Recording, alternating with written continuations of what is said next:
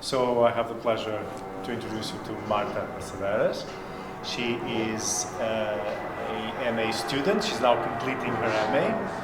And exactly on the topic she's going to present us today, which is the existence of records of astrological books in Portuguese early modern monastic libraries.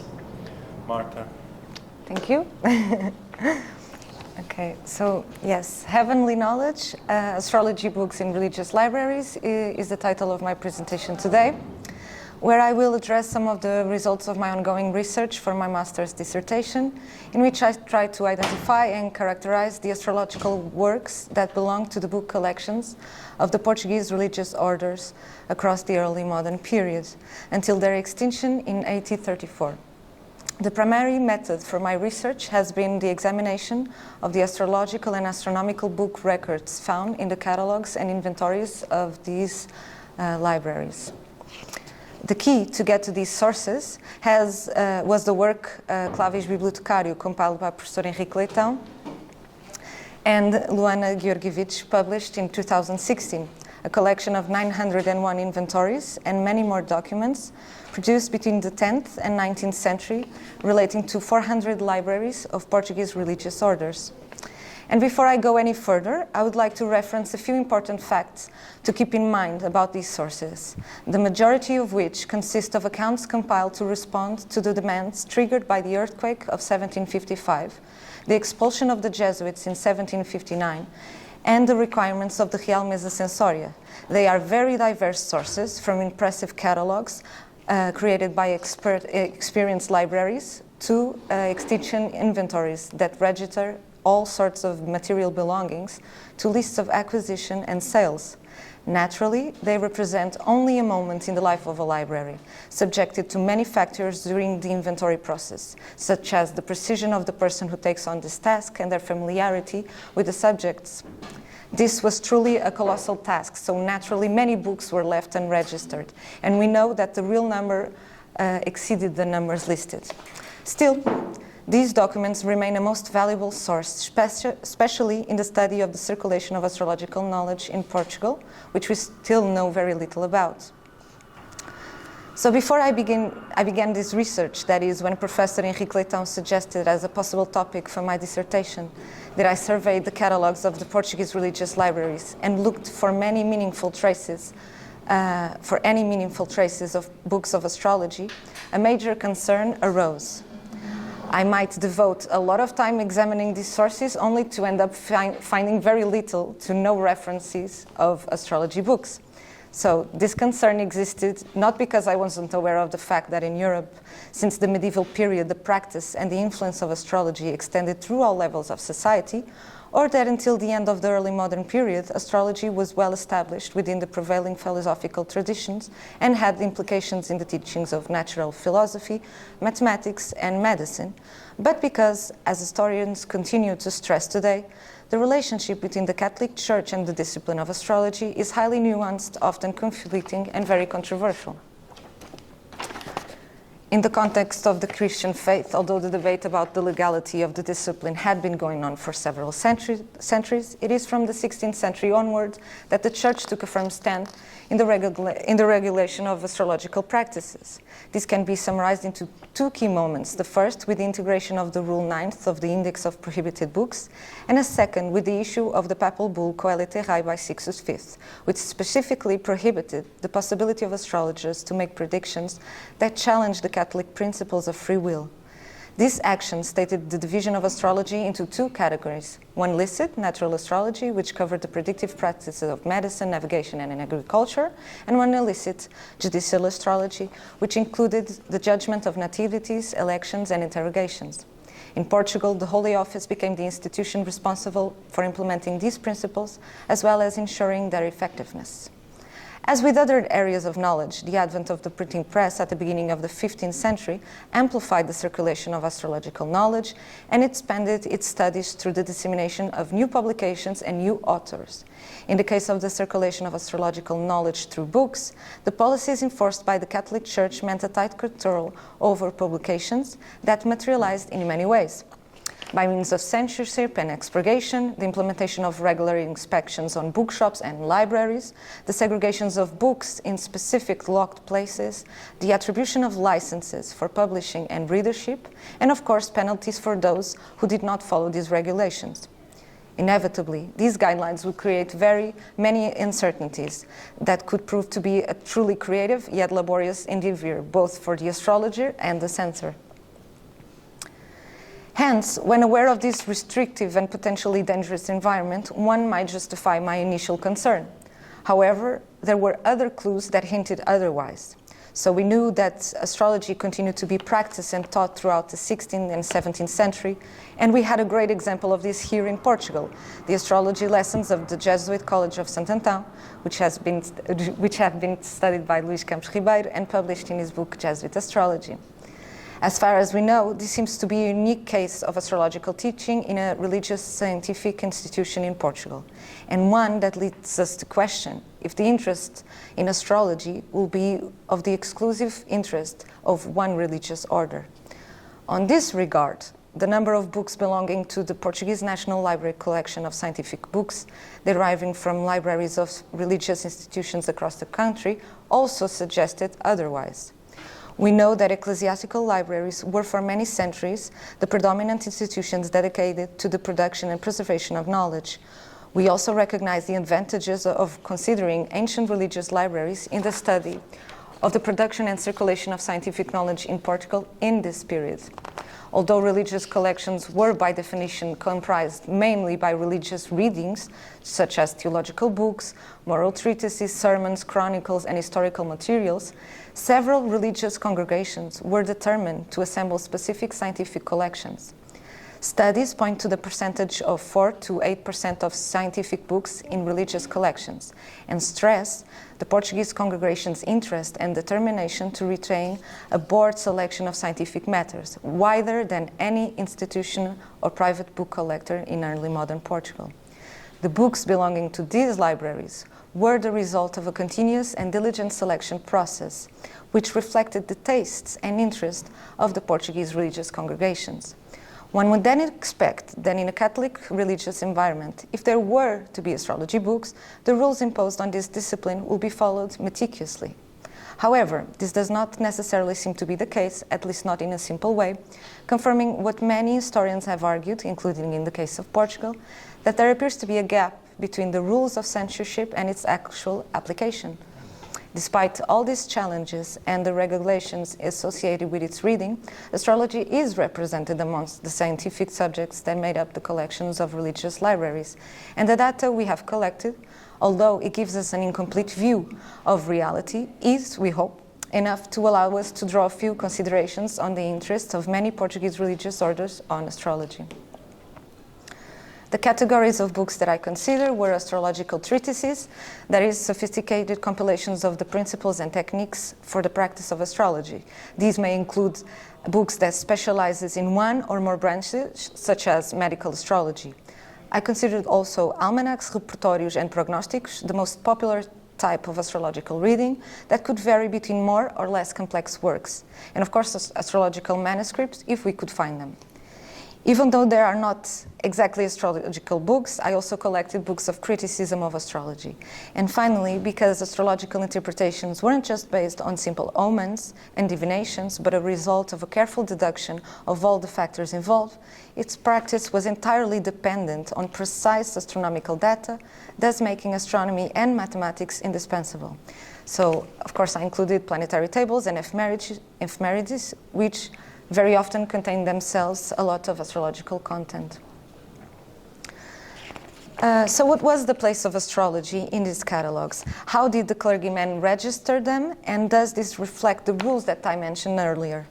In most cases, the book items appeared organized alphabetically by author name, the title, or divided by subject. When we do see them organized by subject, astrology is often integrated in the Mathematica or Philosophia section. In some cases, we see astrology in its own section, like this example of the catalogue of the Convent of Nossa Senhora de Jesus de Lisboa of the Franciscan Order. In these sources, we also come across references that indicate the existence of prohibited books in these libraries. Occasionally, a catalogue is provided, but situations where astrology books are listed as prohibited are less common than perhaps we would expect. I will show you two examples of this. The first is the catalogue of the Monastery of Salvador da Serra do Porto, of the Order of the Canon Regulars of St. Augustine. On the top of the page, you can read livros proibidos que, com licença, se conservam fechados na livraria, which translates into forbidden books that, with license, remain locked in the library. From this list, two scientific books are referred. One is an Atlas Mundi by an anonymous author published in 1493, and the other is the work Cosmography by Manuel de Figueiredo, published in Lisbon in 1603. This is a genre of astrological publication, like the repertórios, which are usually very sophisticated versions of the popular almanacs. Surprisingly, in just a few folios prior to this list of forbidden books, in the Mathematica section, we find another Cosmografia, this time by Jerónimo Chaves, published in Lisbon in 1576. This is a work of different content, of course, but it's a very similar format of astrological publication. This time, there's no indication of prohibition, licenses, or placement in a restricted area. Another example is the catalogue of Colégio da Graça de Coimbra, of the Order of the St. Augustine. Here, in the section of books prohibited by the Roman Index, we find two works of astrology, Astronomicon, attributed to the Roman author Julio Firmicus Maternus, and Libri Quinque Mathematici, which by the place of publication and date I have identified as the work Medici Mediolanensis Libri Quinque, by the famous Gerolamo Cardano, a very controversial figure accused of heresy with books explicitly forbidden in the indexes. In the case of Firmicus, there's even actual indication of license for readership. However, in the same catalogue, amongst the other items, without any reference to being prohibited or the possession of licenses, we find an early version of Astronomicon, written here as Astronomia, and another work by Cardano, a commentary on Ptolemy's Tetrabiblos. So these two catalogues provide us with a few interesting examples of different attitudes towards works and authors within the same source. This map gives us a sense of the predominance of astrological works across the libraries of the districts of Portugal. Not surprisingly, we see districts connected to teaching like Coimbra and Lisboa. They have the most books of astrology. So far, my analysis points to a greater number of astrology books in libraries belonging to the Order of the Hermits of St. Augustine, with 41 titles, the Society of Jesus with 30 titles, the Congregation of the Theatine Clerics with 25 titles, the Franciscan with 21, and the Canon Regulars of St. Augustine with 18 titles. Also worthy of mention is the Order of the Congregation of the Oratory with 12 titles, and the Cistercians with 10. With this analogy, we could also conclude that the majority of astrology books appear in catalogues and inventories of libraries linked to teaching and the mother houses of these religious orders. This list represents the authors who most frequently appear, are registered in different inventories. We see here that the works of the Almanac and Repertório authors were the most widespread amongst the religious libraries. The publications of the famous André de Avelar stand out, as well as Jerónimo Chaves and Jerónimo Cortés. These works are composed in Portuguese and Old Castilian, making them very accessible to a wider audience. As a general analysis of this table, we can say that this is a diverse selection of authors from different periods and different countries. This is also a representation of the main authorities in the discipline, from the classical and medieval periods to the beginning of the early modern. Most of these authors and their works would fall under the illicit category of astrology. In fact, many of them had problematic experiences with the Holy Office, like Cardamo or Tommaso de Campanella. Others are Protestant and others like Alcabitius and Ali Ibn Rangel, Bonatti or Luca Gaurico were expressly prohibited by the Portuguese indexes. Even so, these works appear registered in the inventories in most cases without any indication of their prohibitive nature. To share with you also some insights on the popular authors of planetary tables amongst the catalogues of the religious libraries, the works, we can see here that the works of Maghini, Argoli and Stadius clearly stand out, with their tables referenced in catalogues of 7 religious libraries. So far, Regiomontanus appears in 3, the same as Moletti, but there are many others. I will now focus a bit more on specific catalogues and show you some examples. So the first is the library of Convent of Santa Maria de Jesus de Chabregas that belonged to the Franciscans. We were able to collect the works that you see listed on the slide from one source, so one catalog of this library. I would say that this is an average size selection of astrological works compared to others that I found. We see almanacs, but also important works of astrological theory, such as popular Portuguese treatises of astronomical meteorology by António Najera, and the work of Speculum Astronomicum by Albertus Magnus. Still, the astrological text that made this catalogue even more exciting to us was Juan de Barrios' Verdadeira Medicina, Cirurgia e Astrologia em 3 livros dividida, which is a book of medical astrology published in Mexico in 1607.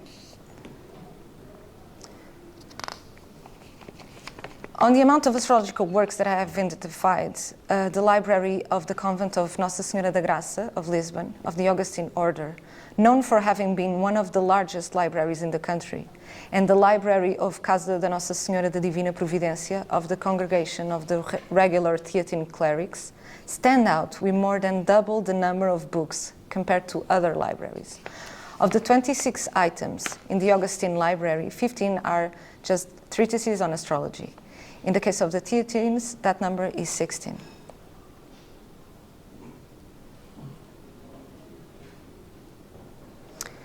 We are not always able to identify the place and date of publications of books in the catalogues. However, when this is possible, as is the case with the catalogues of these 2 libraries, we can compare the publication dates.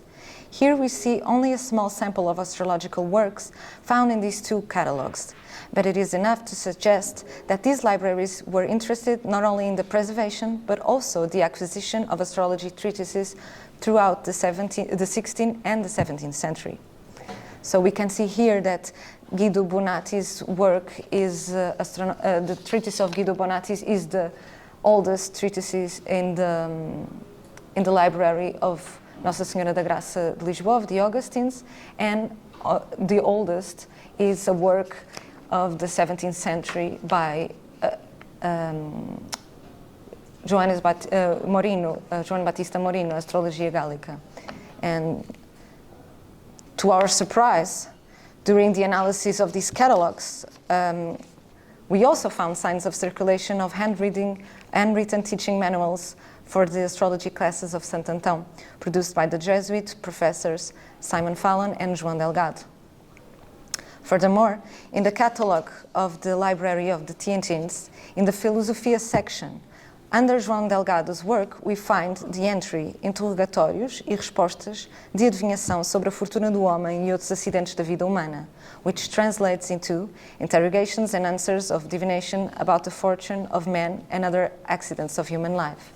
So this is another Jesuit astrology manuscript, this time on the subject matter of interrogations, one of the main fields of astrology and the most outlawed by the Catholic Church, since it involved the answering of all sorts of specific questions, such as the description of things, the location of a person or an object, the possibility of occurrence of an event and its timing, among others. The answer to the client's question was then assessed through the interpretation of the astrological chart of the moment the astrology received the question. All in all, this type of astrological judgment could easily impinge on free will and predict contingent events, violating the rules we mentioned earlier. Further signs of scientific manuscript circulation of the Jesuits are found in Coimbra, in the Augustine College of Nossa Senhora da Graça, with João Delgado's Prática Astrológica, as well as his treatises on the sphere, his commentary on the sphere. The diverse set of astrological authors and texts found in the libraries of the Augustine and the Theatine order, and especially the astrological treatises and the Saint Antão manuscripts, are fundamental in solidifying the idea of a deeper interest of these two orders in astrology, far beyond its meaning as a practical tool, which the presence of the almanacs alone could represent. Before I end this presentation, I would like to go back to the catalogues of Casa de Nossa Senhora da Divina Providência of the Theatines and say that amongst what seems to be a rich account of astrological texts, we are also able to identify the existence of texts of criticism of astrology, including the most celebrated of astrology's attackers, the infamous Pico della Mirandola and his Disputationes. We also find Noceto Giovanni Battista's work, Giovanni Battista Noceto's work, and a Spanish edition of the Dominican friar Girolamo Savonarola, which is quite interesting. Although our sources only give us an incomplete picture, we can safely say that the discipline of astrology was part of the largest and most important religious libraries collections in Portugal. Astrology is represented not only in its most popular and technical formats, but also in its most complex tradition of practical and theoretical treatises. By identifying prohibited authors and works of superstitious astrology amongst these collections, we highlight the disparity between the rules established by the Holy Office and their effective application. Additionally, if we look at the dates of publications of the books mentioned, we see that astrology continued to be integrated into these collections all throughout the 17th century.